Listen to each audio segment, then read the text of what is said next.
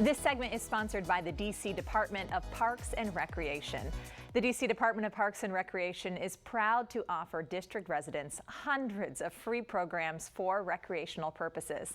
No matter what your interests are, they likely have an activity, a class, a sports league, or a social network that will allow you to connect with your neighbors.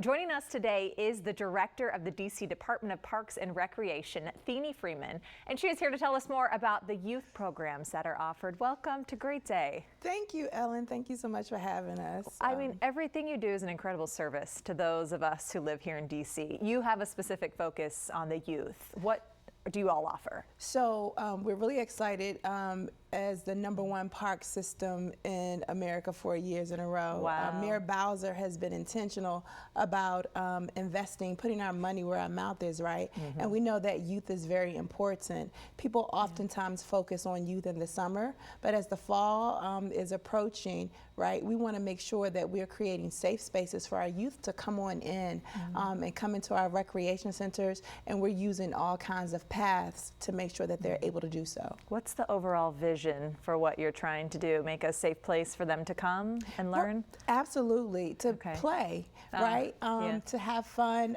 and we're doing it with them in mind. We hosted focus groups. We met with young people. Young people want to earn money, so we partnered with the Department of Employment Services. They want to get into the entertainment business, so our Office of Cable and Television. We have internships. We have esports. We have water polo. We have the Southeast Tennis and Learning Center, only one like it where there's an experiential learning model. Also tennis after school programs, Mommy and Me, you name it, cooking classes, culinary chefs.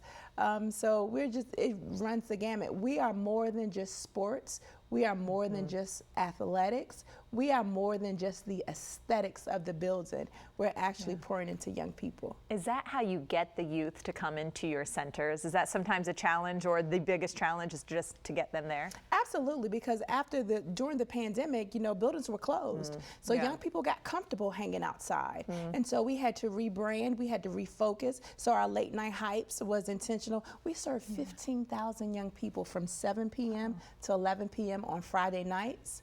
Wow. With no incidents in the district. And we went all 8 wards, so they're loving it. We mentioned that the summer is a really busy time for you because people are trying to fill that time when they're out of school.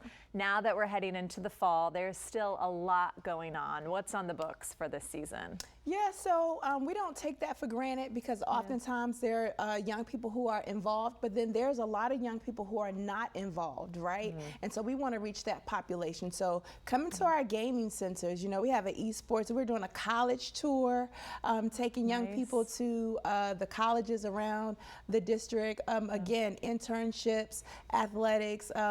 If you have an idea, you have something. We have a journalism program, Deanwood Journalism, where our young people won an Emmy award-winning program. Wow. So we're doing all of those things. Well, there's so many great departments within DC, and I know you all talk and you all work together, so that is a great, opening spot for you to get the youth involved in more than just as you mentioned, the sports and the recreation that you typically think of. How else can that recreation be a gateway to youth development? So mentorship, right? And so you think about lifelong mentors.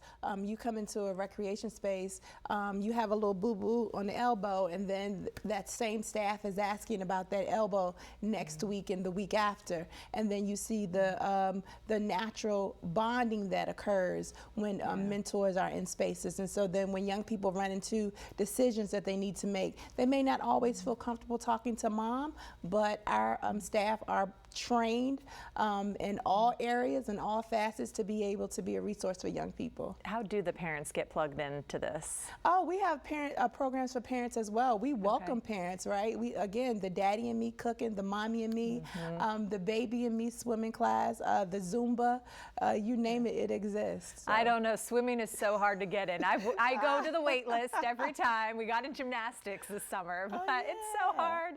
The programs are in such demand and we appreciate them so much.